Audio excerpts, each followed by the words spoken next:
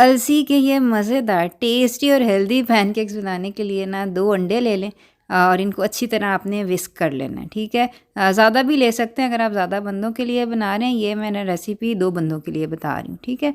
इसके अंदर आपने आधा कप अलसी के बीज जो है ना ग्राइंडर में पीस के वो डाल देने।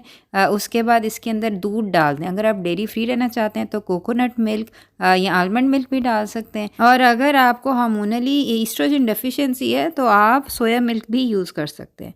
बहरहाल इसके अंदर इसके बाद आपने डाल देनी है दालचीनी, थोड़ा सा वनीला एसेंस, बेकिंग पाउडर, नमक और जो भी स्वीटनर आप चाहें। मैं स्टीविया यूज़ करी क्योंकि मैं ये कीटो फ्रेंडली बनाना चाहती हूँ। अगर आप बच्चों के लिए बना रहे हैं तो हनी भी ऐड कर सकते हैं। इन सब चीज़ों को मिक्स करके अच्छी तरह मिक्स करके ये अब आपका पैनकेक बैटर जो है ये रेडी है। अब आप अपने पैनकेक्स तवे पे भी बना सकते हैं, किसी नॉर्मल फ्राई पैन में बना सकते हैं।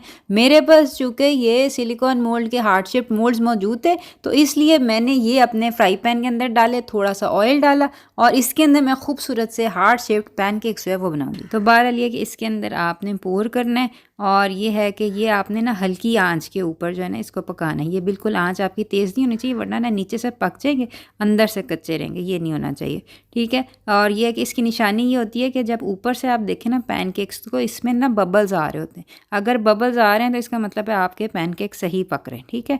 अब आपने थोड़ा सा ना एक पैनकेक को लिफ्ट करके देख लेना नीचे से पके हैं कि नहीं पके। उसके बाद आपने इसको अपनी सर्विंग डिश जो है ना उसके अंदर डाल देना। तो ये मैंने बनाए हैं अलसी से, ठीक है? अगर आप सीड साइकिलिंग कर रहे हैं तो आप अलसी और पंपकिन सीड जो है उनको मिला के भी पीस सकते हैं। बिल्कुल यही प्रोपोर्शन रेशियो रहेगी, कुछ चेंज नहीं होगा, ठीक है? और अगर आप सीड साइकिलिंग के सेकंड हाफ के अंदर हैं तो आप सनफ्लावर सीड्स और जो हैं सेसमी सीड्स उनको पीस के भी ये बना सकते हैं। रेसिपी यही रहेगी, ठीक है? तो कहने का मकसद ये है कि आपने सीड साइकिलिंग करनी है और आपको कोई हार्मोनल इशू है या पीसीओएस है, इनफैक्ट ये हार्मोनल इशू है, पीसीओएस है, ये जितनी भी सारी प्रॉब्लम्स हैं इनके ऊपर मैं पूरी वीडियो बना चुकी हूँ कि कौन कौन से सप्लीमेंट्स अच्छे होते हैं और डाइट में आपको कौन कौन सी चीज़ें लेनी चाहिए। तो ये है कि वो आप ज़रूर देख लें। और ये है कि ये फर्टिलिटी के और पीसीओएस के सारे सप्लीमेंट्स हमारे पास क्लिनिक में अवेलेबल हैं। कंसल्टेशन में बताती भी हूँ कैसे यूज़ करने हैं, लेकिन दवाई एक दफ़ा खाई जाती है। मेरी कोशिश ये होती है कि आप ऐसे खाने खाएं कि आपकी सेहत के लिए मुफीद हो। इसीलिए मैंने जब आपको बताया रेसिपी ये 2 बंदों की है, आप इसको ज़्यादा करके सारे घर वाले मिल के भी खा सकते हैं। अगर आपकी ज़रूरत है सीड साइकिलिंग तो आपके अगर हस्बैंड हैं, आपके रिश्तेदार हैं, बच्चे हैं, उनके लिए भी कुछ चीज़ें नुकसानदेह नहीं है, इंतहाई मज़े के बनेंगे। अब ये देखें कपकेक्स मैंने इनके दरमियान स्ट्रॉबेरी जैम लगाई है। स्ट्रॉबेरी जैम घर में कैसे बना सकते हैं ये भी मैंने पूरी वीडियो बनाई ना, चैनल आपको सब्सक्राइब करना पड़ेगा, बड़ी शानदार इसके अंदर है वीडियोज़ आपको मिलेंगी।